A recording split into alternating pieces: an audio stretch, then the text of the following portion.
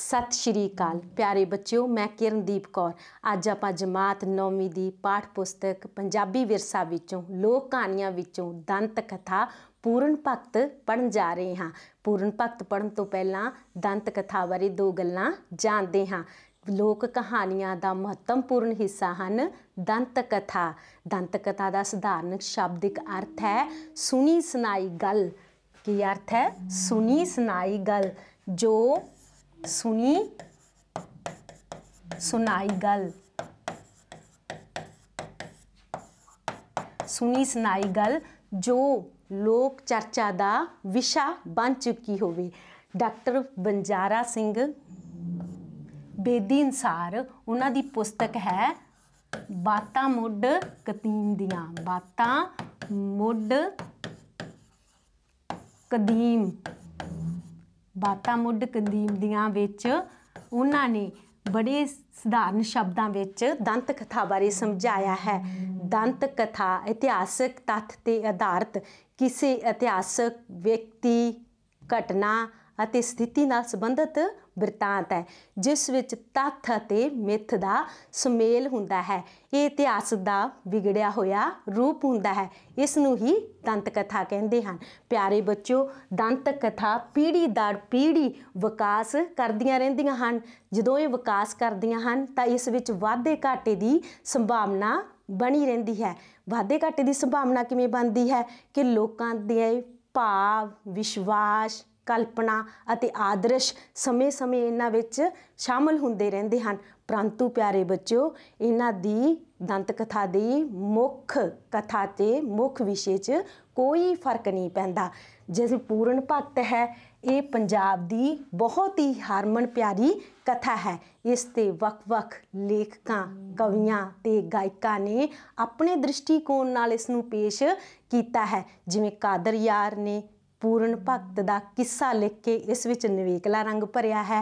उस तरह प्रोफैसर पूरन सिंह ते शिव कुमार बटालवी ने अपने काव भावनावां नाल इस नूं कविता रूप विच पेश किया है।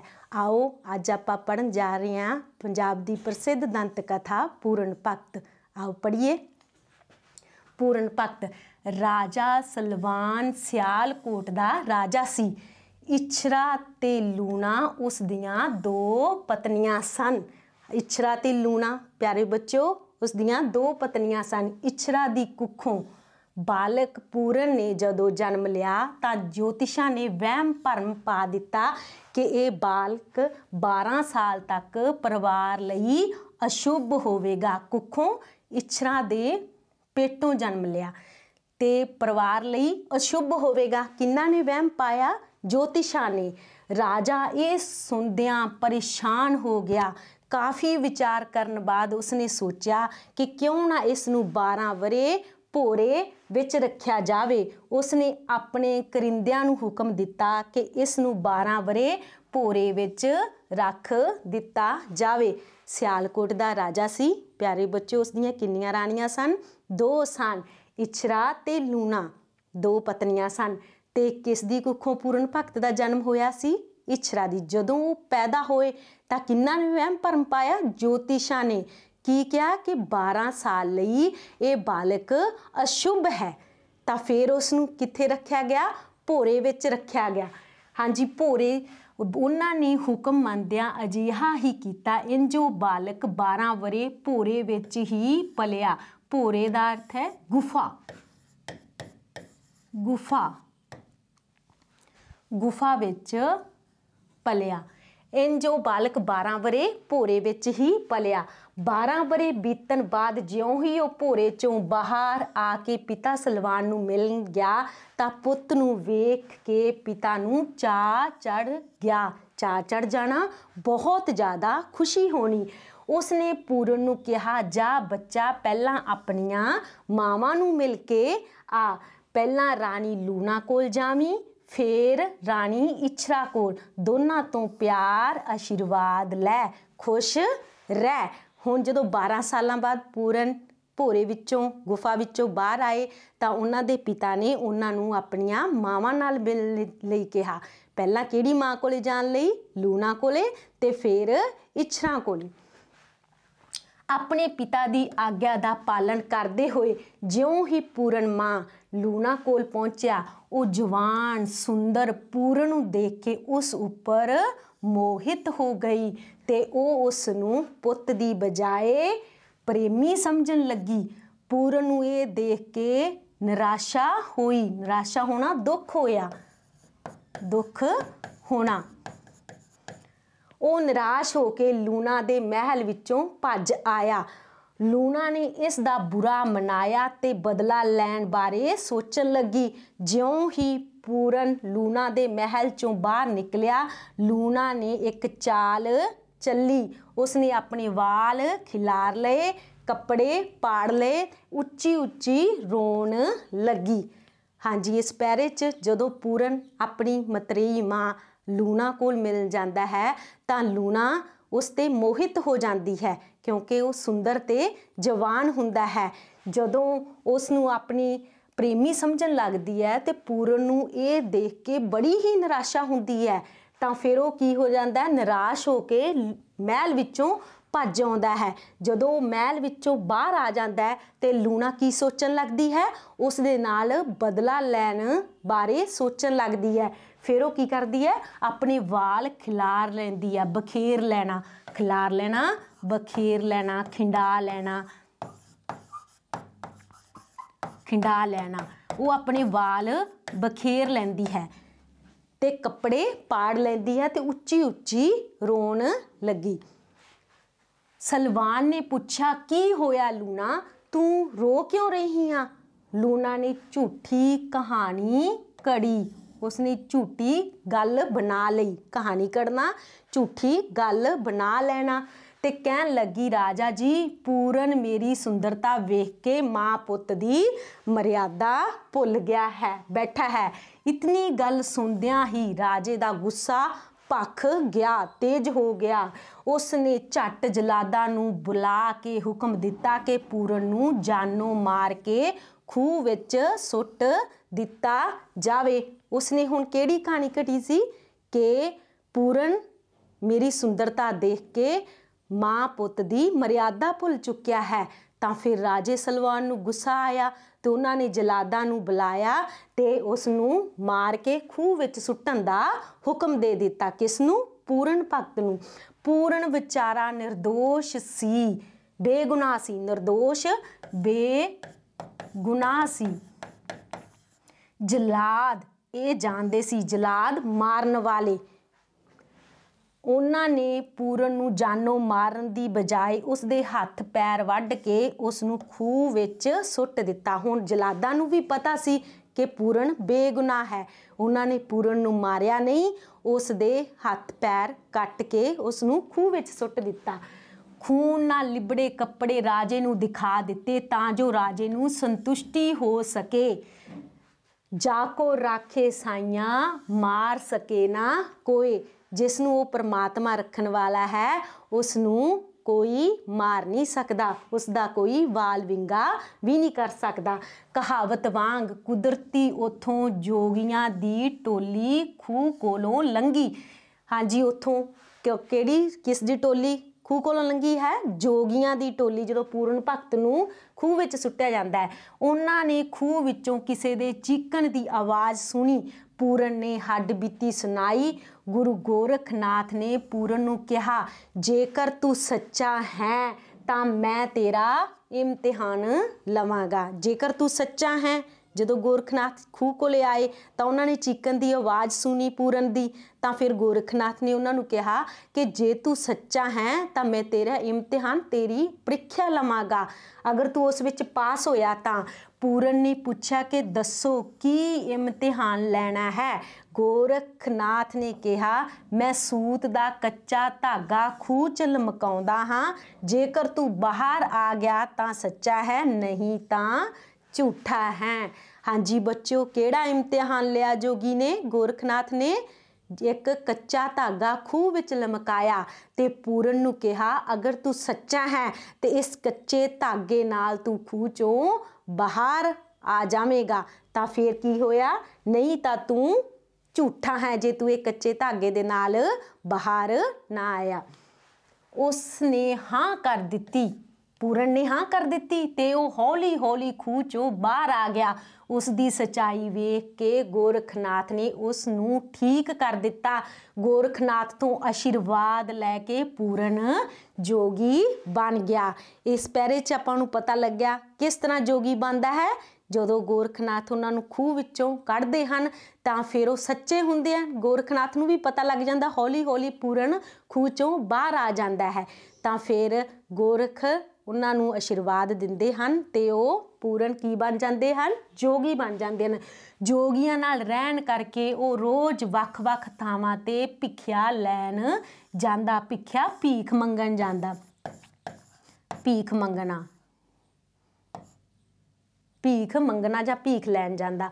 एक दिन राणी सुंदरा दे घर भिखिया मंगण गया तां वो पूरन नूं वेखदियां ही सब कुछ भुल बैठी। उसने मोतियां दा थाल पूरन दी झोली पा दिता।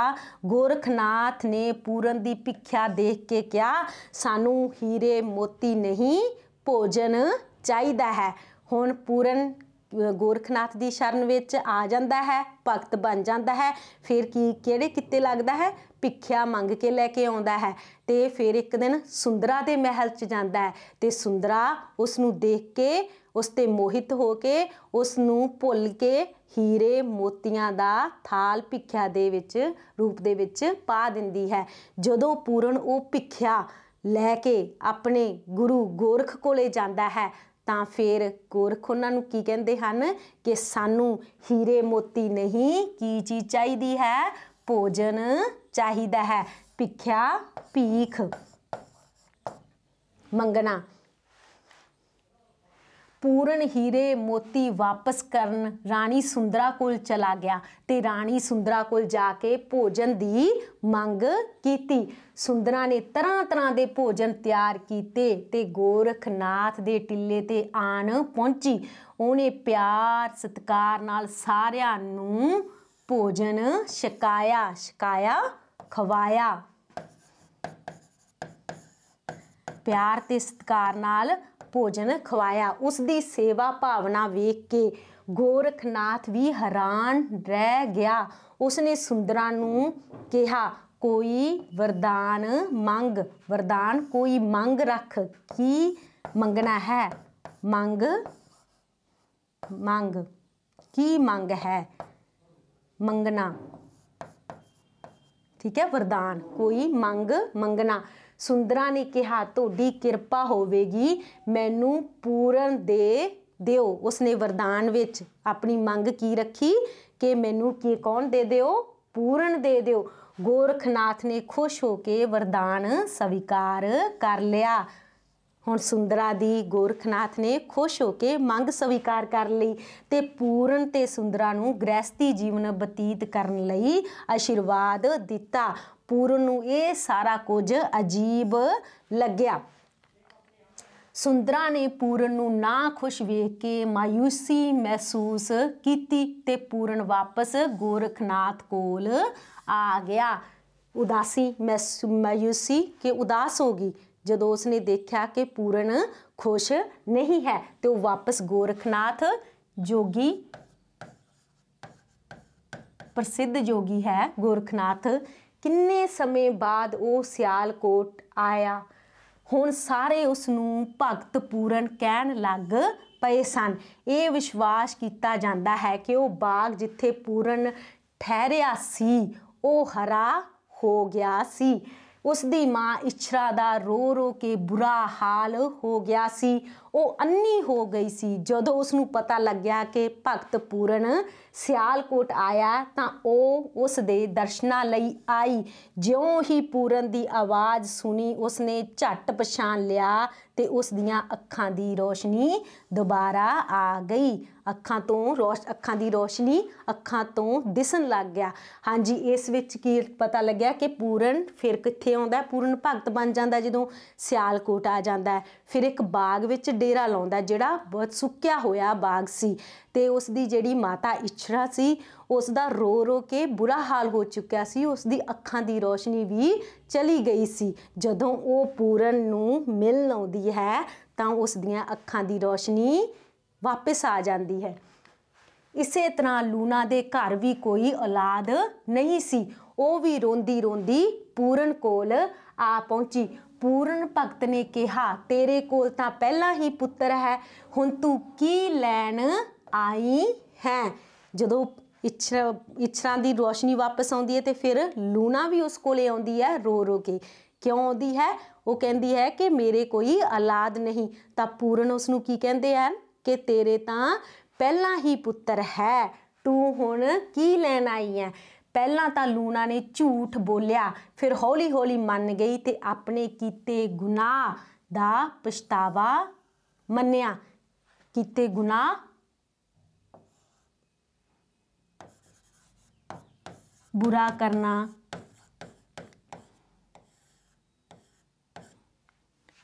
तद फिर पूरन ने आशीर्वाद दिता कि उसके घर पुत्र ही होवेगा, वो वड्डा होके सूरबीर बनेगा। कुछ चिर पिछों लूना दे घर एक पुੱਤ ने जन्म लिया जो राजा रसालू दे नां नाल प्रसिद्ध होया।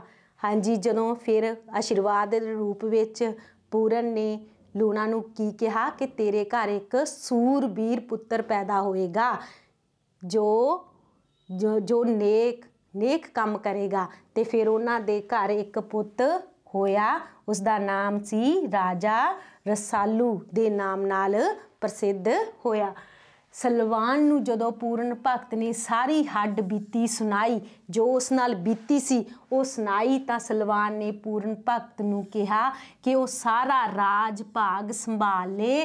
पर पूरन ने निमरता नाल कहा मैनू माया नाल मोह नहीं, मैनू हुण संसारक पदार्थक माया नाल मोह नहीं है। कुछ दिन माँ प्यो कोल गुजारन तो बाद वो अगे चला गया, कहन लग्या जोगी चलदे भले नगर वसदे भले। हाँ जी प्यारे बच्चों, अज आपां कहानी पूरन भगत पढ़ी। इस विच आपां देखिया कि पूरन किस तरह समाजिक मर्यादा विच बजे हुए अपनी समाजिक मर्यादा नूं नहीं तोड़ते ते किस तरह अपने शरीर उत्ते कष्ट सहंदे हन ते एक आदर्श पात्र दे रूप विच साडे सामने पेश हुंदे हन। धन्नवाद प्यारे बच्चों, मिलदे हां अगली क्लास विच अगले पाठ नाल।